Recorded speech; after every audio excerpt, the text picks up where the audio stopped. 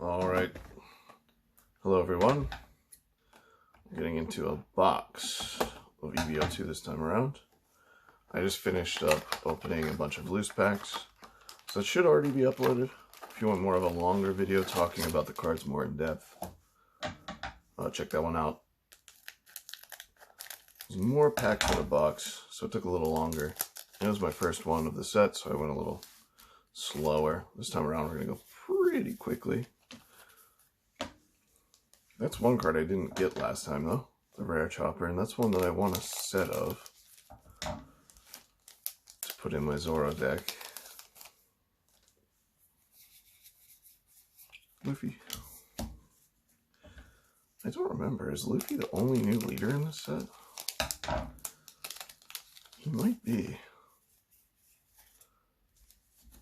Search event. Separate those two. So I already said this last time, but I'll say again. Per box in EB02, it seems like you get about 3 super rares, the one Don, of course, and then one either secret rare or parallel. And the best super rares that we're looking for are, of course, Enel. Oh, Law. This one I still needed. I'm not sure how much this Law is going to be played, but I really like the art. I like Law as a character, so I'm happy to have one. Best one is probably Sengoku, followed by, or sorry, the best one is probably Enel, followed by Sengoku, at least in terms of value right now. There's a lot of hype going into the Enel deck. I'm not sure how dominant it's going to be. I also know a lot of times people just kind of ride on the hype wave, have never played a deck before, and then struggle with it and quit right away. Sometimes you have to predict those movements to pick what deck to play. Although knowing me, I'll just keep playing Katakuri, no matter where the meta's at. Although next set is supposed to have some Whole Cake Island focus, so maybe we'll get some new Big Mom related stuff that changes how I want to play that.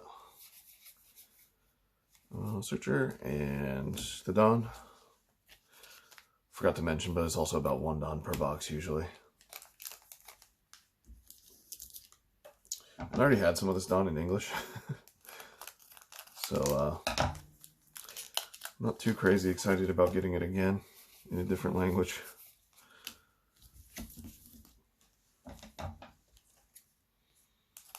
Also, the gold leaders, as I said before, it's about 1 per case, which everyone is kind of shocked by how low the rate is.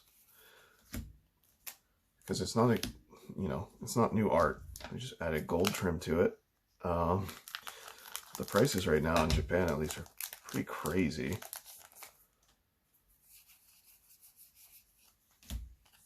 Honestly, if I pulled one, I think I would just sell it right away. The manga is actually really cool, though. It's the Gear 2 Luffy. Very iconic pose, iconic moment. If I got one of those, I think I might hold on to it. Oh, there's a parallel Nami. Probably our one big hit for the box.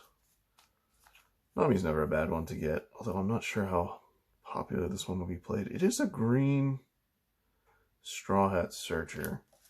So if there's ever a popular green Straw Hat leader, she'll definitely be a 4 of. Not sure how that new leader is going to do, but I'm sure some people will try it out.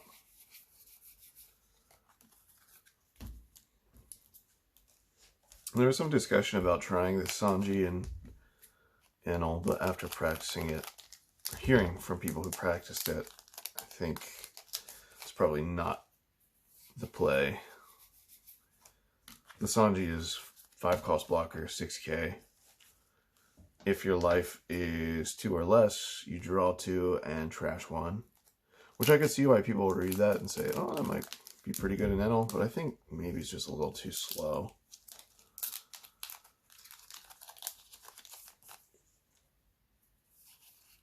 Being 5 cost 6k puts it in the range of a lot of removals too.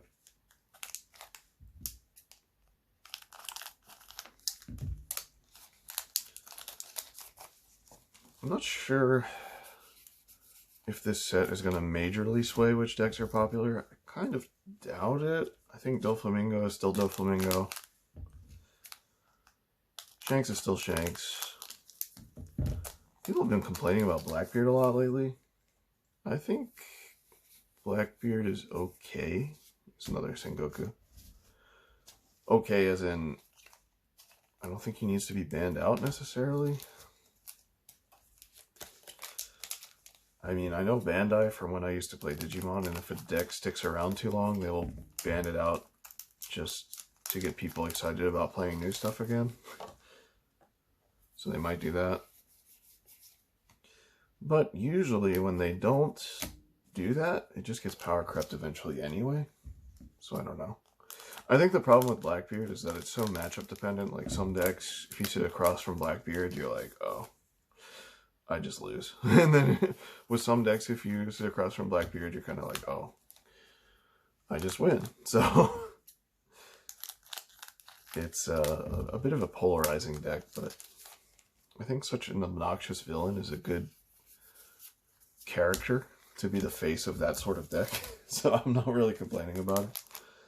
Also, it seems like in the West, no one really plays the deck, or at least not to much success. I think a lot of people tried it when the set first came out, OP09, but now they kind of just gave up on it. There's a VV.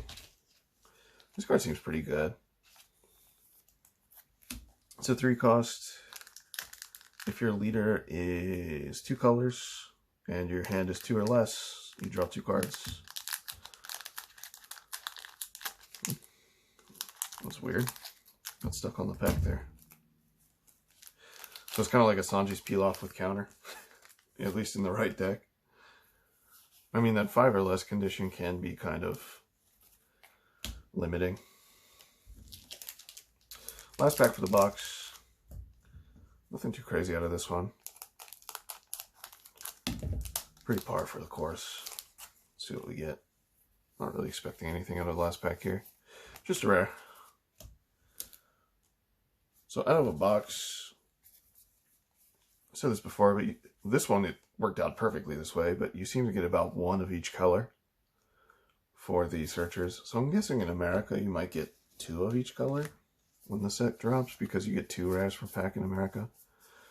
Bunch of rares, nothing crazy there. We got the Nami Parallel. Sengoku's quite nice. Vivi, I actually forgot about being in this set. She's probably pretty good. Law, Dawn. So not too bad. Can't complain about a Nami Parallel.